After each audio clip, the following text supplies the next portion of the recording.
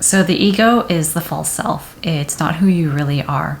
And the definition I'm going to go by is Eckhart Tolle's definition in A New Earth. He defines the ego as identification with form.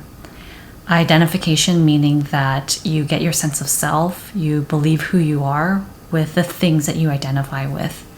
And so form can be a whole bunch of things. Basically anything that you can get your sense of self from can be thought of as form.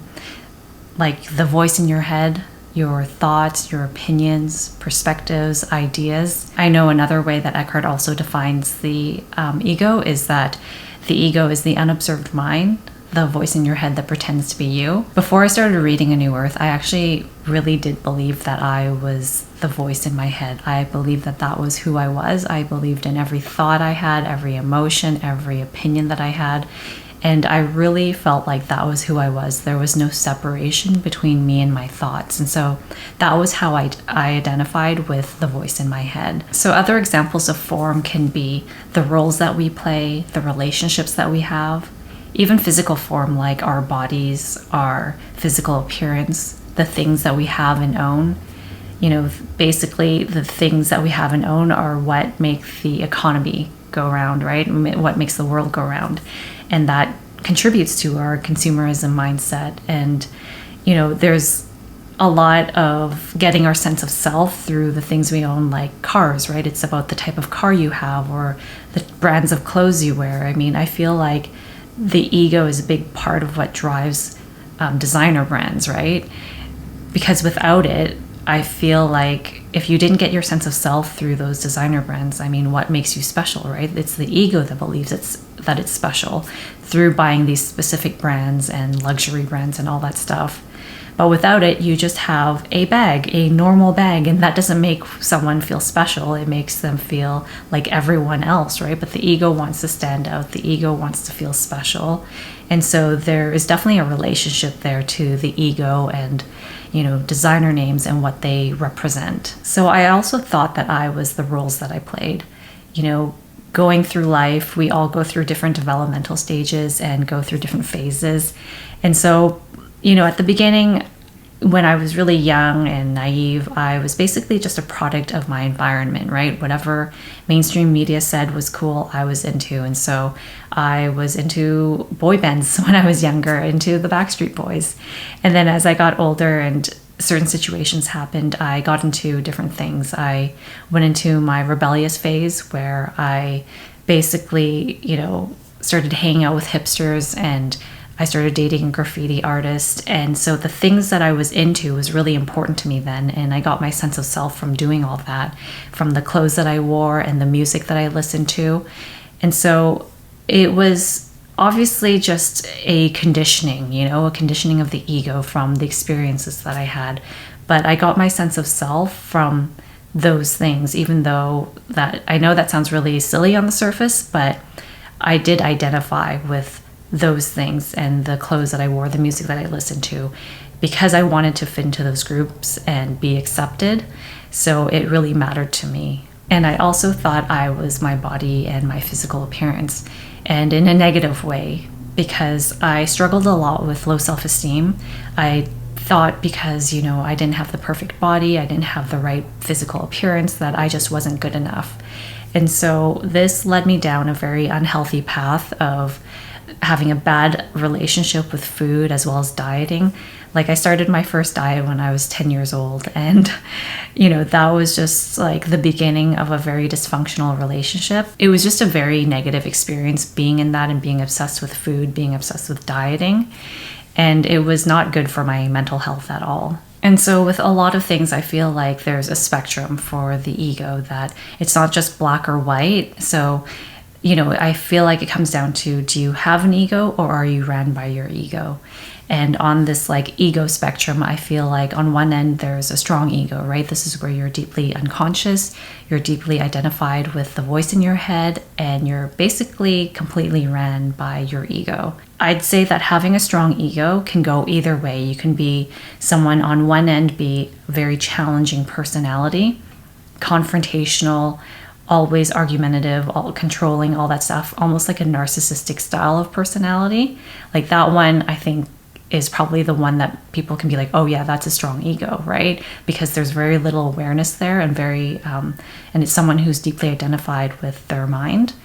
But I would say that on the flip side, someone who is loved by a lot of people can definitely have a strong ego. It just depends on what kind of filter they are, basing their beliefs from. It depends on what they see as valuable and how they get their sense of self from. If they get their sense of self from being that person, they could be deeply identified with it and have a strong ego. And so I feel like, there's obviously what differentiates it is between what's socially acceptable behavior, what kind of behavior does everyone like, versus socially unacceptable behavior. It's a lot easier to point out a strong ego in a socially unacceptable kind of behavior type of person than it is for someone who displays socially acceptable behavior more often than not. And so when it comes to talking to or interacting with, a strong ego, oftentimes it's like you're talking to a set of programs behind a meat suit. You're not really connecting with the person because there is very little awareness there. So there's not much room for kind of like a genuine or authentic connection with them. I feel like with a strong ego, because there's so much identification there, so little awareness, it's basically you're interacting with a meat suit with a bunch of memorized, thought patterns and behaviors. So I feel like when it comes to having a strong ego, it can be really challenging to wake up and to become more present and aware in our lives. And sometimes we need some sort of divine intervention to happen, or some sort of big event to happen to wake us up. And that was definitely the case for me. I basically had an unhealthy, dysfunctional relationship that I hit rock bottom with. I know that sounds a little overdramatic, but it was a very bad period in my life. And it was basically also the straw that broke the camel's back. I was a deeply unhappy person and had a very hopeless view on my life. And so I was basically looking for something outside of myself to make me happy. And that relationship I thought was going to be the thing, but then it broke me. And so I basically got out of that dysfunctional relationship and had an existential crisis. And so that was basically the thing that helped wake me up, because I was looking for answers. I was desperate. So I feel like on the spectrum, the next range of the ego would be a more normal ego. And I say normal with quotation marks, but it's just more of an ego that is, behaves in more of a socially acceptable way. I feel like this is where a lot of people are. This is where, we kind of deal with these types of egos in our day-to-day life. And this is basically where we are still ran by our egos, but there is still space and room for awareness to come in periodically.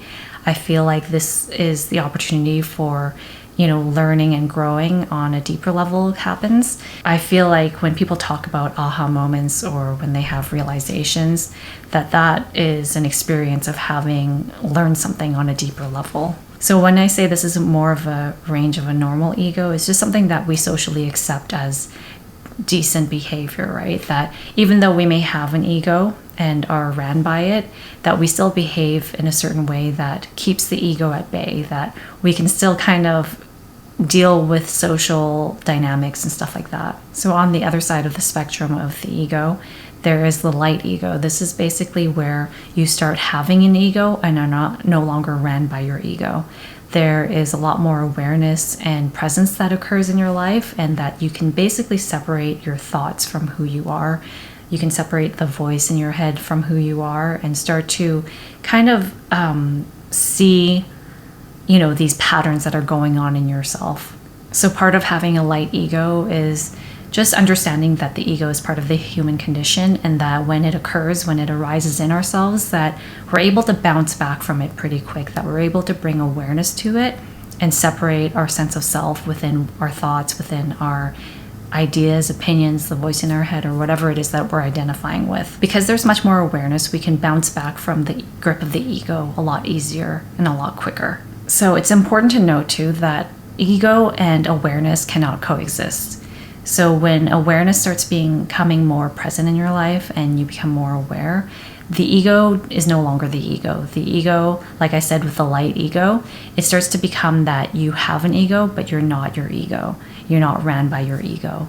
And so what happens is that the identification with form, with your voice in your head, with the thoughts that you have, those just become memorized thought patterns, memorized or habitual thought patterns. They become memorized ways of thinking, of behaving. And so it's only ego when you get your sense of self from it, that you believe those thoughts to be who you are. But when you become more aware and there's separation that occurs between the voice in your head and your thoughts, they just end up being like a memorized thought pattern. So when you start to practice more awareness in your life, there starts to be like a distinction that happens, that you can have and even appreciate the things that you own without getting your sense of self from it. You can have, your thoughts and opinions, but not get your sense of self from it. And when you start practicing more awareness around that, you become more non-reactive and you no longer take things personally, because only the ego really takes things personally, because you put your sense of self in whatever it is that you identify with. So I've been getting into these personality type theories and stuff. I'm still really new to it, but I did a free online test and I got typed as an INFJ. I mean, when I read that description of them, I was like, wow, I feel like I'm actually being seen for once.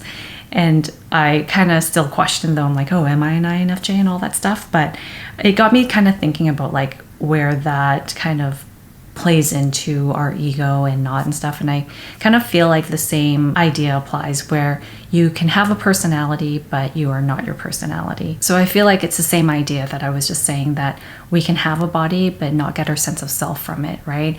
I feel like our body is the vehicle that houses our consciousness. And I feel like, in this lifetime, this is the rental car that I have, And I feel like with personality types too, it's kind of the same idea, where you can have a personality, but you are not the personality. I feel like it's basically the software for us, right? Where it's basically the psychological mechanism of how we process information and how we engage with our environment. So going back to what I was saying at the beginning, where you are not the ego, you are the awareness, you are the consciousness that's behind the ego.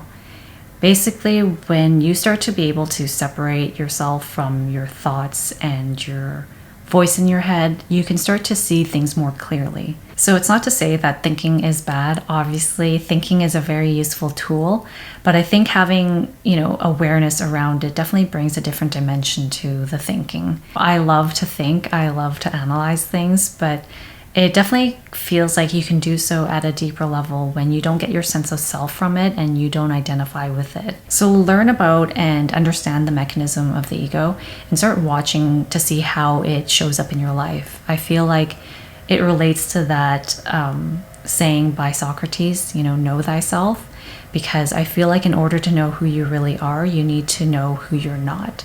So by learning about the ego and seeing it in yourself, you start to disidentify with it. That is basically the path of self-realization, of evolving our consciousness. And knowing who we really are is kind of hard to explain on a conceptual level. I feel like it's something that you understand on an experiential level. So start paying attention to the ego within you. And that's basically the start of disidentifying with the ego. So I guess that's it for today. Thanks so much for watching, and I will see you next time.